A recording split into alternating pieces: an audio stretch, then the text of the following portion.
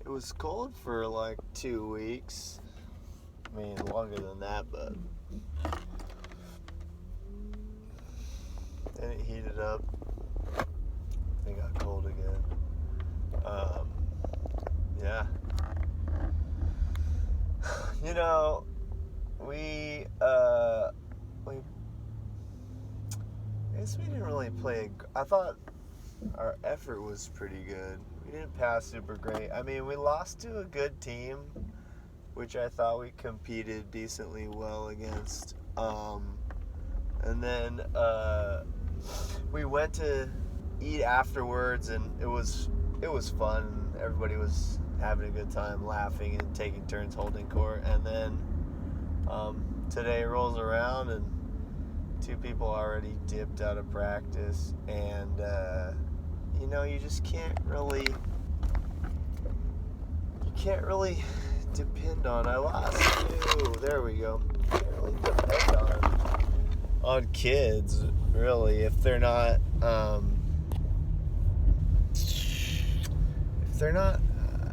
club players. They're really not. It's just kind of second or third or fourth on their priority list, and it's unfortunate. But I just don't have the energy to keep chasing them all down and demanding that they come to practice. And I guess if they wanted to be there, they would show up, right? And I know that I want to be there. That's why I keep showing up, and I make it a priority, and I coach. I coach 2 different teams, and I very rarely miss practice or games because it's fun. I like it so much, and I guess that's a testament to why I do like it. Is I don't miss practice hardly ever. I feel bad when I miss practice. Not to say there aren't days that maybe I don't want to go to practice, but I do it anyways, and then I'm always glad I did. And even the days where there might only be like four players, that's still like a good opportunity for them to get better. And I started to really like the real small number practices, even like 1 or 2 guys, which I started doing I want to say in like 2019 after I had my second kid, because I started to have to find new times to go practice. And so I would go like on Fridays real early in the morning, probably like 6 o'clock. And sometimes there would only be like me and one of my libero, and I'll just serve him a million balls. And by his senior year, he had improved passing like tenfold. And I don't really think it's because, and I mean, some of it was due to our mechanical adjustments, but also he just started getting more confident because he had passed so many times. And I wish we had a better group of like sound attackers around him, but that's neither here nor there. But I also learned how to coach small details better with those morning practices. And but yeah, like kids bailing to do homework, well, first blaming their body, saying they're sore and whatnot, and then saying homework and stuff. It's just disappointing, because we could have potential, but when they're just 1 foot in and 1 foot out, we can only be as good as we could be lucky really that night, and just kind of hope it goes well. But last night we played a team that was by far, they had played clubbed together for a long time, and they had a system and they knew each other, and it showed. Yeah, but I guess maybe, who knows if they're really enjoying it? I don't know. They must be, though, if they're at the gym and they want to go play at Hawaii and stuff. I don't know. We didn't even leave the restaurant last night till I want to say like 10:30 or something. I didn't get home till about 11:45 or so, maybe even 12. I think we pulled back into the parking lot at about 11:30, and then I went and gassed up the van, and I cleaned it out, and yeah, then I got home, and then I cleaned my kitchen a little bit, and gosh, I didn't go to bed till like a little bit before 2 o'clock, and I'm feeling it now. It is what happened? Oh no, just the baby got up. She actually slept in a little bit. She got up at 5:30, but 2 to 5:30 wasn't enough. I was able to get to the gym and go for a little run. I managed about 5 miles, but I just started to feel a little bit tired this afternoon. I was kind of excited for practice because last night had the feel like, even though we lost, it had that feel like we won, and those are sometimes the best times, because you there's a ton of stuff you need to work on, but you feel good about your performance. Which is not to say is the case all the time when you lose matches. Sometimes you get your clock cleaned, and you didn't play well. Yeah, like our first match when we played Calabasas, we lost, and I didn't feel like we competed super well. I mean, granted, I had a couple like reserves in there that did not play their best, and I mean, those are the opportunities I want to give them, and I did, and they just proved why they're reserves. So, yeah,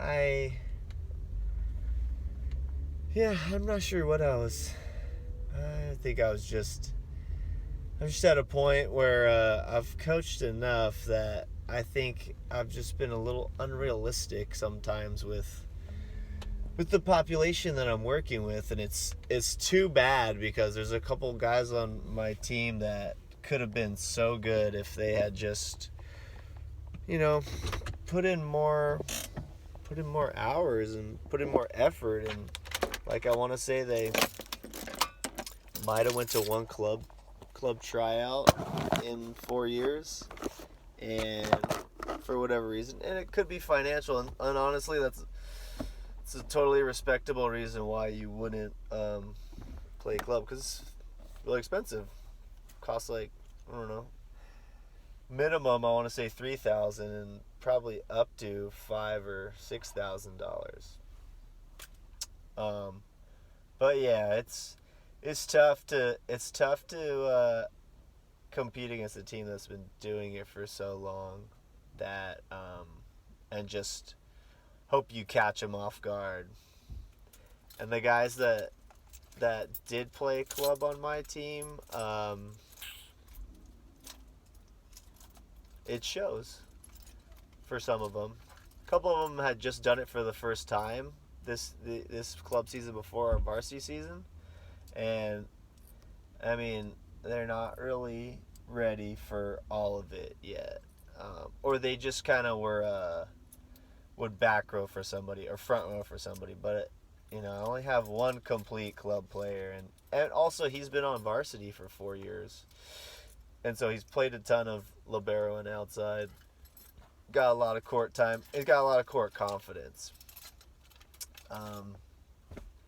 And I played against a team last night that had 7 guys with a ton of court time and a ton of court confidence. And It was just, I'm pretty exhausted from just trying to do everything I can do as a coach on the actual day of the game, in the actual game situation.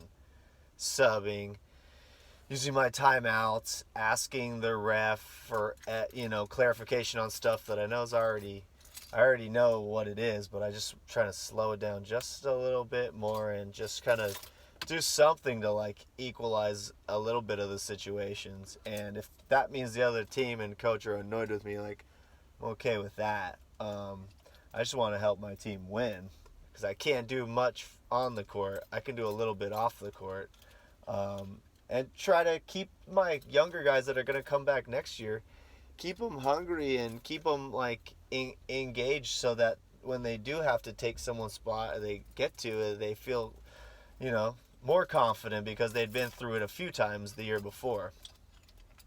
And I've always thought that for a player to be super successful in varsity and only play one varsity season is a tough thing. You need at least one season to get the butterflies out and be nervous and make those mistakes, but you don't really have any excuses after that first season, I think. So, I'd say, yeah, I've got a 5 or 6 juniors that are all doing it for the first year, and I'd say one of them's doing pretty well and is part of. Two of them are, or one of them's doing pretty well, and the rest of them are just kind of butterflying it out, dude. Yeah, it was still fun though, and I think uh,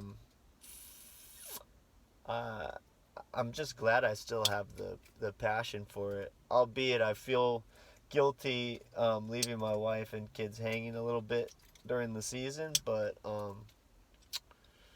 it's not forever. And then I think I would just resent myself if I didn't continue to coach. And I'm still at a point where I'm not like it crosses my mind every day about quitting or not, but I just know I would regret it, and I just look forward to it so much. And then we have the tournament coming back up, and it looks like it's gonna happen a week from Saturday, and I just have so many fond memories of being at UCSB for the tournament, and just like I've been at like a lot of the big moments for this volleyball program before I was even a volleyball player for it. So I have some love and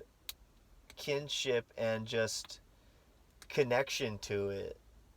Like I was at the CIF finals in 1998. I went with my parents and my brother, and we went to that match. We watched it, and we watched them win.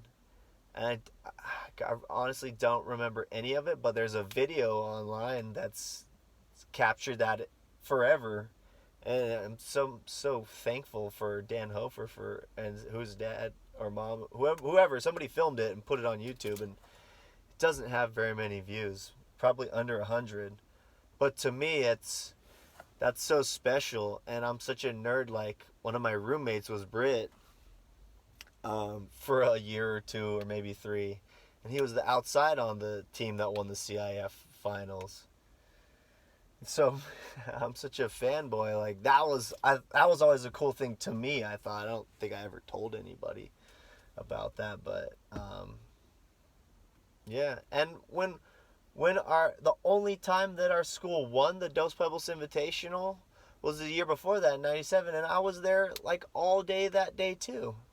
And I saw what it took to win a championship. I mean, I've seen like almost every one in the last 13 seasons, and a couple before, and all before when I was in high school.